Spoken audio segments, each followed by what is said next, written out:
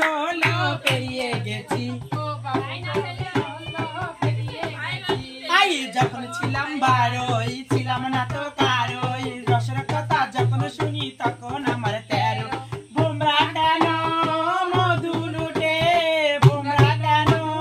এখন জেনে গেছি গো